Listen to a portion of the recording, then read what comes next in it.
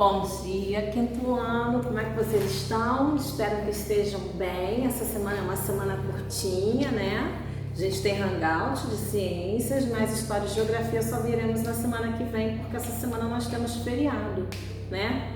Então, vamos nos dedicar aí às ciências, porque o nosso conteúdo não pode parar, nós precisamos continuar aprendendo.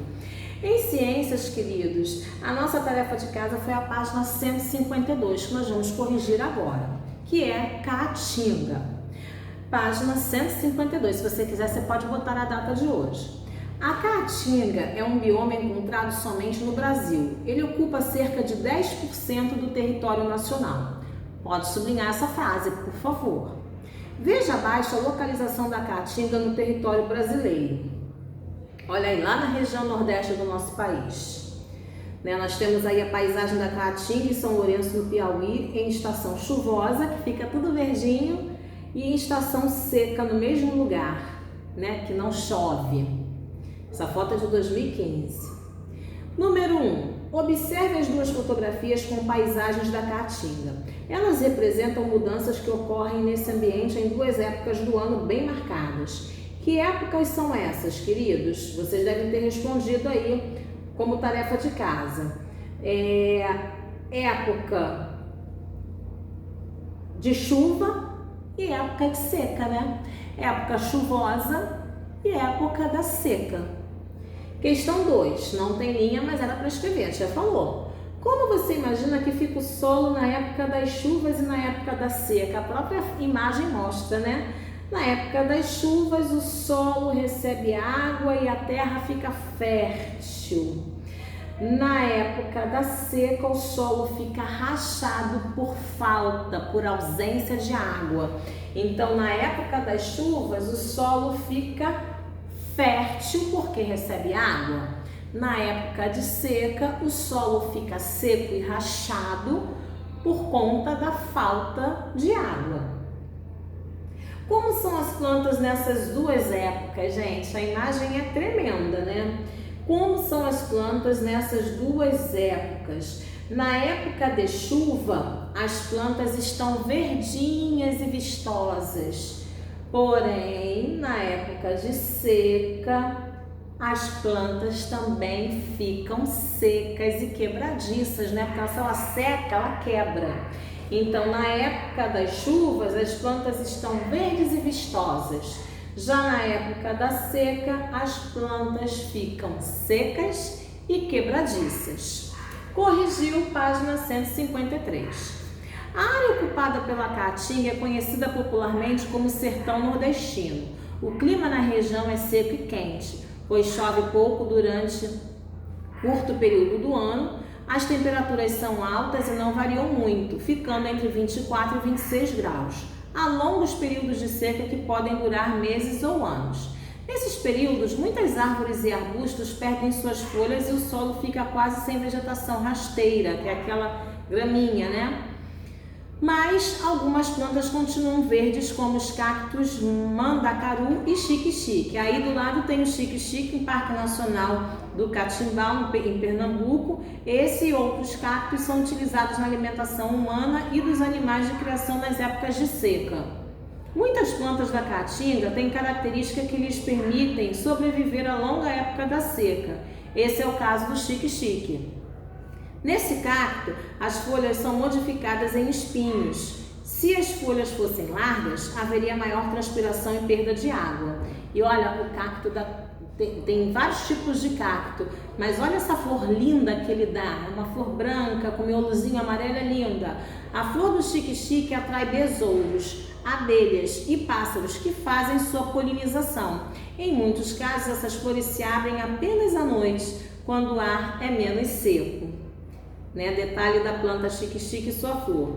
Embora muitos rios dessa região sequem na época da estiagem, a área ocupada pela Caatinga apresenta dois rios importantes, o São Francisco e o Parnaíba. O São Francisco, então, é muito falado. O relevo desse bioma geralmente é composto de dois tipos de formação: as planas, planaltos, e as áreas com inclinações leves, que são depressões.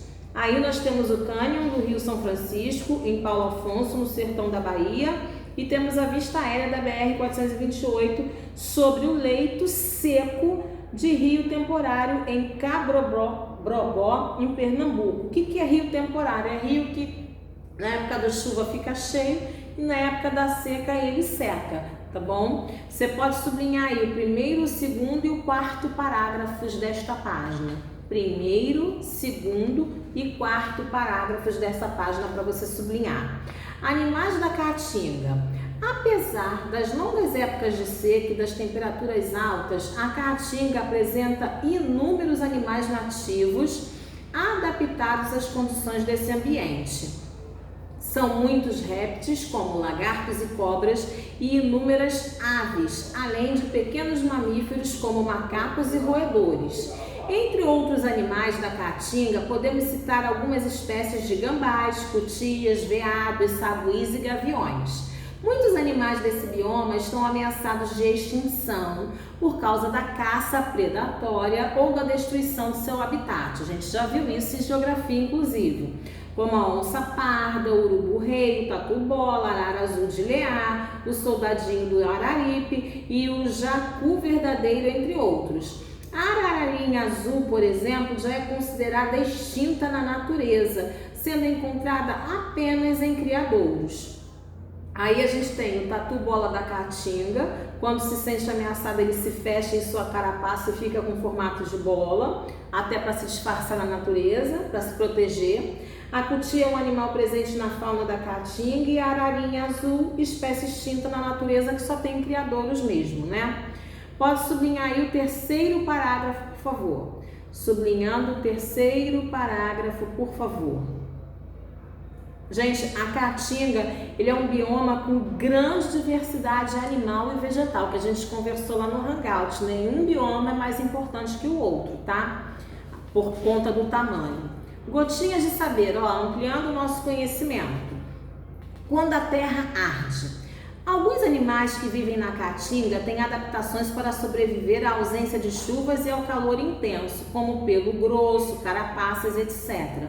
Muitos animais, contudo, se deslocam para outras regiões em busca de comida e água na época da seca, voltando para a Caatinga quando as chuvas retornam. Presta atenção agora. Esse processo de mudança de ambiente é chamado migração. Ela é praticada, por exemplo, pela pomba asa branca, que migra em busca de água e comida. Você pode sublinhar essa parte de esse processo até água e comida, por favor. Essa ave, aliás, é famosa no país todo por causa da canção Asa Branca, que foi um grande sucesso do compositor Luiz Gonzaga. Na letra, o artista compara a migração da ave à dos brasileiros nordestinos, que entre 1930 e 1980 se deslocaram para outras regiões do país em busca de melhores condições de vida. Né? Tem aí a pomba asa branca. Apesar do nome dela ser asa branca, ela não tem a asa branquinha não, tá, gente? Aí tem um trechinho da música, né? Até mesmo a asa branca bateu asas do sertão. É uma caricatura, um desenho de Luiz Gonzaga, que já faleceu. Ele nasceu em 1912 e faleceu em 1989. E Asa Branca, gente, se você puder ouvir na internet essa musiquinha, ouça aí. Você talvez não conheça ou até conheça, né? Mas os seus pais, os seus responsáveis, seus avós com certeza conhecem Asa Branca do Luiz Gonzaga. E essa época do ano, né, que é a época de festa junina e tudo, a gente escuta muito, né? Quando olhei Asa Branca. Então bota na internet Asa Branca de Luiz Gonzaga, que vale a pena, faz parte da história da MPB do nosso país, né? Da música popular brasileira do nosso país, ok? Página 156 é leitura de imagem, ecossistemas brasileiros e ações humanas. E a 156 eu vou deixar para o nosso Hangout, para a gente ler, conversar, fazer e corrigir ao vivo, beleza? Um beijo no seu coração. Se cuida e como tarefa de casa eu já quero deixar registrado aqui, página 160, que é o início do módulo 7, Mata Atlântica, Pampa e Pantanal. Vamos entrar na nossa região com a Mata Atlântica. Então, página 160 é a sua tarefa de casa para a gente corrigir na próxima semana. Beijo, queridos!